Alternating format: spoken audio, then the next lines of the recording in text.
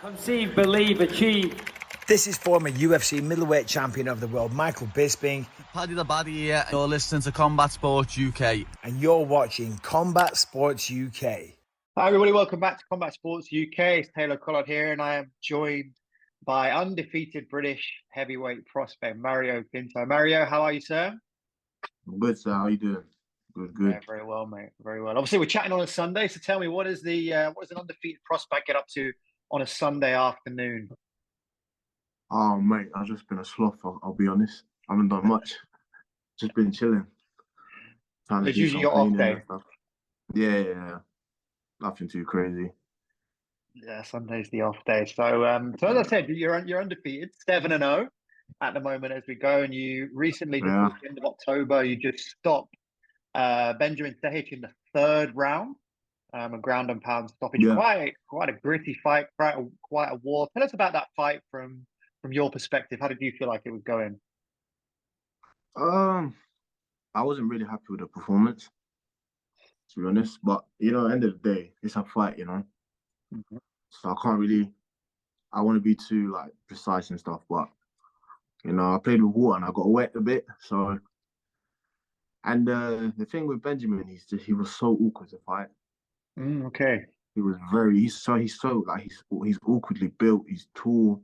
He's got a long reach. I think it's 86-inch reach. Mm-hmm. And he was just big. There's heavyweights, but he was a big guy, man. He had to cut weight to make heavyweight. He had to cut weight to make heavyweight. I was just like, what the hell? And he's not I was trying to put on weight on day before, and he was cutting weight. Yeah, and he's not kind of like your how to put it politely, your Roy Nelson, right, type heavyweight, where he's basically a big chubby guy. He was chilled. He was quite athletic. He had abs. I was like, Jesus. Yeah. You know what I mean? I was like, and he was rolling for Imanari's and stuff, and I was like, Jesus, man. I don't need any of that. Yeah, there was some weird jiu-jitsu exchanges going on in that first round. It looked really cool to watch, and it looked your grappling, especially your defense there and your intelligence to get around those situations was really fast. Is that something you'd been drilling and been preparing for with him going into that fight? Did you know he would kind of go that way? No, I mean, and we do I watched a lot of his previous fights, and I know he likes to pull guard and fight off his back. But it's MMA. It's not MMA. Grappling is different to regular jiu-jitsu. But to be fair, he has caught a lot of people from there on bottom, with arm bars. He likes to work rubber guard. He's caught people with omoplatas. But as long as sorry. You're right. I had a message. My phone vibrating. As long as I had my frames and just posture, I was like, there's not much he can do. The only thing I was worried about, because he's such a big guy, if he does like he did, he got me in the heel hook exchange. I think we were he literally had my heel fully exposed. Yeah. But I was just a lot of people, when you watch it, I was calm, and I know you got to do little movements like heel slipping, turning one way, little micro movements to take the pressure off. But especially because he's so big, someone putting all their strength into that lock, it could have gone a lot worse. Yeah, and that kind of led from a knockdown. Kind of put you, you said, you went into war and you got wet, put you through a bit of adversity. I slipped. Yeah, it was a slip. I mean, was it one of those shots that just kind of caught you off guard, or did he generally have some power? 100%. It just caught me off guard. I was just like, oh, I didn't expect it. But I forget he's tall and he's much more flexible than he looks. Mm-hmm. He took his knee right up there and it caught me, and I was like, oh damn. And you got to remember, he ran into the knee. All his weight coming behind, and then just boom, caught me on the chin. Yeah. I recovered. And I have a big thing for me is I think had I been at light heavyweight and I'd taken that knee, I probably wouldn't have got up. Because just my chin is better at heavyweight. I'm more hydrated. It got me, but I was back instantly. Got onto the single leg, but I think he tried to pull guard or go for a guillotine, and then I got a bit too excited with the ground and pound. Kind of went a bit red. Yeah, because at one stage the commentators were saying, and I couldn't quite see it. At one stage, the commentators were saying they thought his nose was broken, and there was blood everywhere. Was that Yeah. impression that you got? I think I cracked something. I don't know, but like I said this before though in one of my little. I was like, if it bleeds, we can kill it. So when I saw that blood bleed, I was like, yeah, I went full on with Schwarzenegger. Yeah, Predator style, Predator style. They just Yeah, need to kill it. I like it, I like it. But yeah, and then kind of going into the second and the third, it looked like obviously his yeah, energy levels dropped dramatically, and then yeah, the for pace of the sure. fight kind of followed that. Where were you at? Were you kind of matching the pace, or were you feeling it a little bit as well? So so coming into the second round, I was like, oh, I was at peace. 'Cause I was like, you know what, I lost the first round. I'll give that to him. Hmm. But I knew as well. I was like, when you're that big and because he ran at me. Hmm. And like you gotta remember when you're chasing someone, you're using a lot of energy. Like he fully Yeah, ran at me and grabbed me and pulled guard. I was like, this guy's using a lot of energy. He's not grappling efficiently. And I knew like the second round, but he's still dangerous. He's still heavy. You know, he didn't have the best punching technique, but just the weight of his arm hitting you could like take you out. You know, so I was just trying to be a bit efficient. I was a bit flat as well. hmm I didn't have as much volume as I usually do. hmm But I just said, you know what? If I can just keep picking him apart with a jab, I'm just going to use that. yeah. You know, Smart, a smart tactic, yeah. and it was coming off the back of two decisions. How good was it to get that stoppage in the third round? Oh, it was good. It was good. I was happy to go five though. Yeah, You know, I because don't think I he was like, probably was. yeah, I was like, I need these moments. You know, I need these moments to get experience, to get more cage time. A Hmm. lot of these up and coming fighters, they want to just win. I understand you don't get paid by the minute or the second, Yeah, but the more cage time you can get, it can like you get more experience you get. So when you fight on the big shows, you're ready. You know, and like I had to deal with adversity, like big time for the first time, like being on the back foot, being yeah. hurt. You know, having the intelligence to grab a single leg, not to rush, move my feet, not fighting with my ego. Mm-hmm. You know, like saying, okay, I've been rocked. Let me just calm down. I'll give him the first round. We've still got four more rounds. You know, Yeah. and then I got him in the third. Yeah, and you touched on something really really important there. I was speaking to actually Corey Fry earlier this week, and he was saying, yeah, we don't get paid for overtime. So he's finished everything in the first round, Yeah, basically. So yeah, it's really interesting to hear you say that yeah, even though you understand that you don't get paid overtime, but you want that cage time. So of course. in those seven fights, what do you think kind of been the biggest lessons that you've learned along the way? Is it this last fight going through that adversity, or is there something else that stands out a bit more? Definitely, definitely the adversity, but like just patience and having the Mm. discipline in the fight to not let your ego take over. Because that's how people get hurt. That's how you make mistakes. You get caught. You get subbed. It's just accepting that. Look, we got four more rounds, or we got two more rounds. I'll get him then. Mhm. And listening to the game plan, listening to the coaches. And trusting yourself, trusting your gas tank is important for sure. And I think like with the tournament, what was good about the tournament is I had to fight more than once in the same Yeah. day. And that was the first time I've ever gone decision in my amateur career and pro career. So I was like, Mm. not then you're like, oh, I'm leaving it to the hands of the judges. So that's a big difference. And you never know these days with judges. You never know. They literally they can change whether you get paid or not. Like, they can change everything. So Yeah, and I had to dig deep in the tournament. it's quite wild in that tournament format. I mean, it's something I called out on a previous podcast that we did that I'd like to see more tournament formats. I think it'd be an interesting Yeah. way to mix it up. So for you as a fighter going through that, what was the experience like going through the tournament knowing you had three fights on the night? Your first round you obviously got sorry, the first fight you got done with quite quickly, and then you had the two Yeah. the two decisions. So it was I was quite nervous for the start, but Hmm. like once I got the guy out of the way, it was just like, oh, it was a bit more relieving because I was like, oh, I didn't use too much of my gas tank. I didn't get too much damage. That's what I had to worry about. Like Hmm. you can go in there and blow out the first guy, but if you're smashing leg kicks and then you come out and your shin's cracked, you're like, oh, I've got two more fights. So then I got the first guy out of there, and then like once you do it the second time, you're like, oh, it kind of felt like a jits tournament.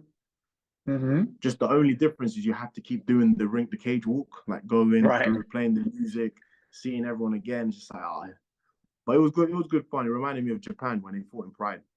Yeah. Yeah. That's what I was thinking when I watched it as well. I was Yeah. like, oh yeah, this is cool. It's quite nice to see, and a different challenge for you as well. Like obviously coming up through the ranks, like from amateur to pro, fighting in the tournament is Yeah. definitely invaluable experience. And you mentioned obviously they're listening to the game plan, the coaches and your team. You're training under Yeah.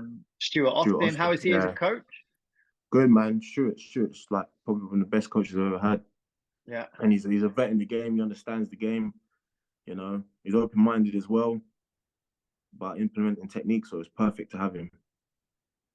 Yeah, and he looked Yeah. like in that Benjamin fight, it looked like in the corner he actually kept you really calm and he kept you really Yeah. focused again on the game plan and what you guys needed to do. Yeah. For sure. Like he just kept like it's always giving me reassurance. Like I remember I was in the corner, I was like, oh, I feel a bit flat. And he's like, that's fine. But he was just saying like he's obviously much worse. And he's like, remember, just do the little things first. Don't overcomplicate it. First thing you should do, just jab. You don't have to jab the actual target. Just jab in front of his face. Yeah. You know? Give him something to think about. And then exactly. I don't want to go and run and fly and knee him. I wish I could, but yeah. You just never know. You never know how it goes. And looking forward now, like what do you see the pathway kind of for your career? Like we mentioned, you're undefeated 7-0. What would you like to do next? Yeah. And how do you see the pathway going? Definitely, like I want to get more experience. Definitely want to compete more, get a bit more experience, just deal with more problem solving.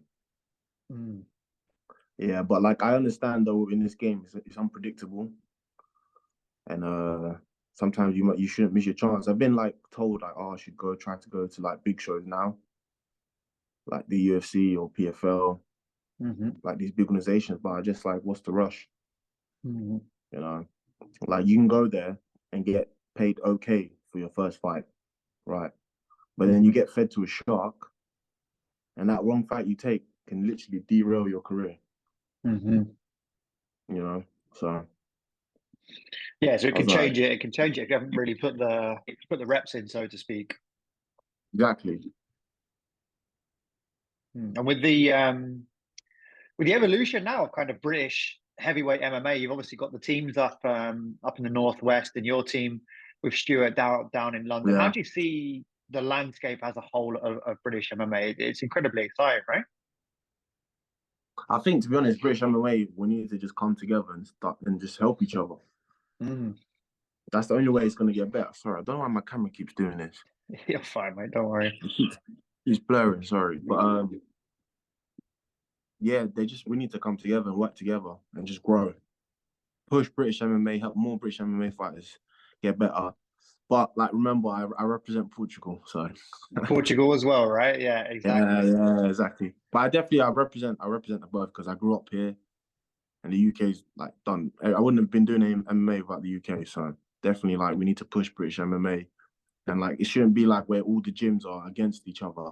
You know, like, oh no, you can't come train here, or it's us versus you. We need to work together to beat up these Americans. You know. Do you know what I mean? Yeah, that's what it's we're true. doing now, though.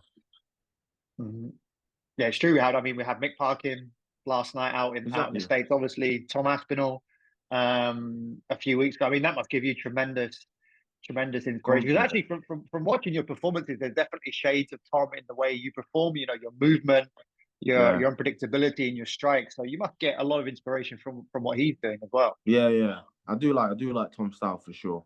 I like that he's well rounded. He can grapple, he can strike. You know, he moves well. He's fast. He's getting fast every time I see him. So, and he's doing well, man. Yeah, doing very well. Like you said, you mentioned that Portuguese heritage. How proud are you of your Portuguese heritage? Kind of talk us through that a little bit. How did you end up down in London? Oh, but I just moved there when I was young. My parents moved there when I was really young, but I still I learned the language. I speak the language. You know, I go back and visit time to time, but still, I can't like disown them. I can't leave them behind. You know, got to try and push it out there as well. You know, I got like in my origin, I'm from Guinea-Bissau. So like that's in Africa, West Yeah. Africa. So there's also that part of me as well. But for sure, like definitely representing both the UK and Portugal. So representing quite highly, and there's some fighters kind that are of. there coming up as well. Oh, is there? Yeah. Any names that Yeah. we should look out for? What's it? Manuel Cap. He's a flyweight. I know Cap. Yeah. Yeah. And I forget. He's a welterweight. He fights out of with Henry Hoof. Henry Hoof's gym. Oh, we'll have to look him up. Portuguese welterweight. Look him up. But Yeah. Manuel Cap, I mean, he's he likes to talk as well. He's worked out how to market himself really cleverly. Yeah, he was calling out Pacar of France. Yeah. He didn't pull his punches in that interview. Even cage side, they were going at each other, weren't they? After the fight, it was unreal. That's what it takes now. But it's good for European MMA in general. It's good, and like I was saying to you just off camera, there I was at Octagon last night, and like you just mentioned there, you could go to one of these bigger shows. I mean, is that where you see yourself maybe in a couple of years after a few more fights? I would say there's probably more options than there ever has been for European fighters. You've got Octagon, Cage Warriors, TFL.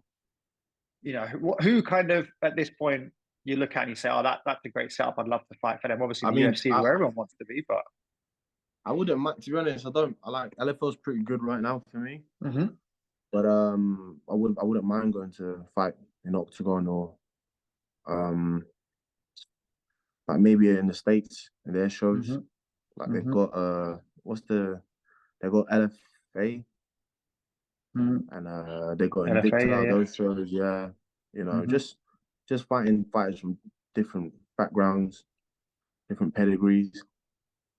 I know they're brave as well, but like I don't want to sign to. I feel like with PFL more, it's like if you go to PFL, you might have to stay there, or you rather develop there. It depends where your goals are. Obviously, from young, UFC has always been the goal for me. Yeah, for sure. But I am happy that there's more organizations now. I'm happy that there's more promotions for fighters to go to where they can actually make a living, and still live out their dreams.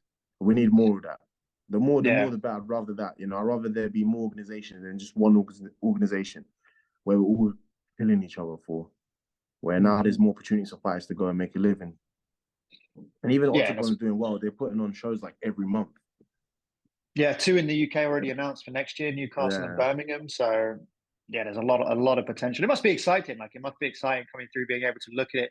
It's really mature of you saying you want some more experience with LFL and fights like that. But then being able to say, oh look, this is where I could be. There's so many options, right? It must be really good to look towards.